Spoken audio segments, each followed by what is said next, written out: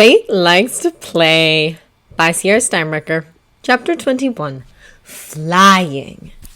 After a short flight, they landed in the clearing from earlier, and Toothless dumped Hiccup back onto the ground before rushing off to retrieve the green dragon skin.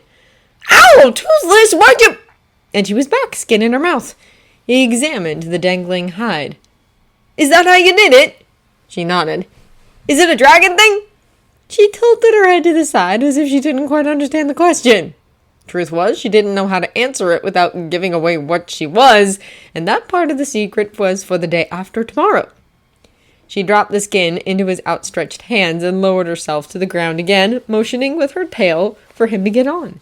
He mounted up, settling behind her ear plates and gripping them tightly. I'm ready! It was a good thing he braced himself because Toothless leapt into the air without holding back. For a few fleeting seconds, he was terrified. The wind hurled him around, and he clung to Toothless for dear life, not quite daring to look down, as she climbed higher and higher. Whistling rang in his ears, and some ridiculous part of him wondered if he'd ever hear anything else again.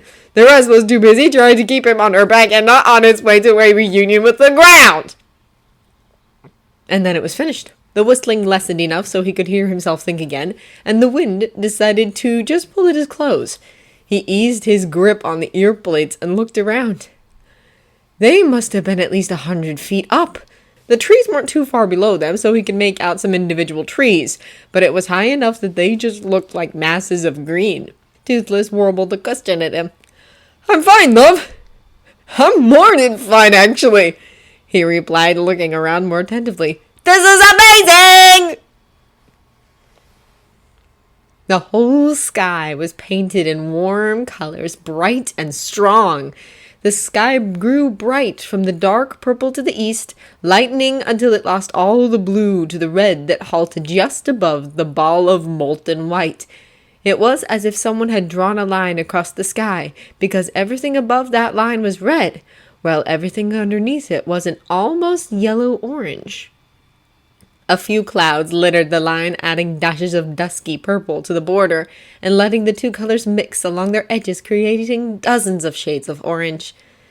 The forest collided with the symphony of different shades and colors, giving the music of the sky a definite black and detailed ending. The light seemed to outline every needle, every branch in the firs as they scraped the heavens. Hiccup forgot to breathe. A shift beneath him brought his mind back from the horizon as Toothless flapped gently to keep them aloft. He leaned forward and inched his arms as far around that sinewy neck as he could and held her as she glided through the sunlit canvas.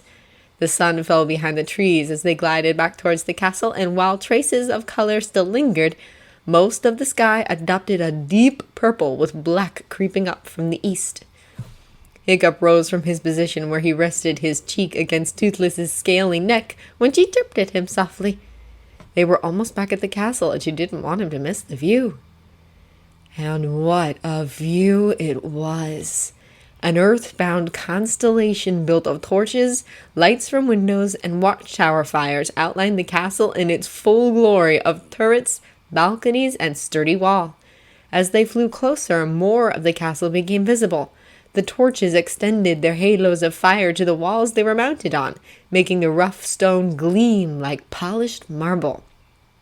The windows illuminated the scenes within, and he watched as one of the knights sharpened his sword, two of the younger servant boys had a pillow fight in their dormitory, and one of the seamstress's assistants stitching something. Slowly, Toothless brought them close enough to hear the night sounds of the huge building. Guards complained about watch duty, and Hiccup laughed at their somewhat ready remarks. Why didn't they ever talk like that around him? Probably scared they'd offend him somehow.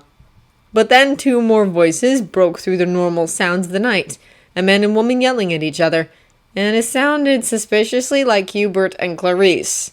They circled the wall, and the conversation gained clarity. How did I know I was supposed to be at the meeting? Clarice seemed to have missed some important queen business again and was trying to defend herself. It was the meeting about the ball to celebrate the triple anniversary. I thought you'd want to be there. Hiccup admired his brother for trying to keep some kindness in his voice. If Toothless ever disrespected him when he was only trying to be kind, he probably wouldn't be able to keep his cool as well as Hubert. There was a pause as Clarice took in this new information. I'm sorry, but did you say ball? Yes! Now Toothless was interested. A ball would be the perfect place to unveil her human side. But as she glided down into the balcony above the arguing couple, Toothless pulled at her, protesting. Toothless, we shouldn't eavesdrop on them. I'm sure we'll hear about it later. Reluctantly, she flew back up and landed in the courtyard next to the stables. Hiccup eyed the building. Are you going to change in there? She chirped her yes. Hiccup leapt off her back and managed not to stumble on his left leg. Toothless reached around and nuzzled it in the chest before taking the green skin from him and darting into the stables. He turned his back on the building and felt his knees give out. That has to be the most terrifying and the most incredible thing I have ever experienced. Toothless flew out of the stables and landed in his lap. He stroked her wings just the way she liked it and whispered, Thank you, Toothless. He walked back up to his chambers, Toothless tucked neatly in his arms.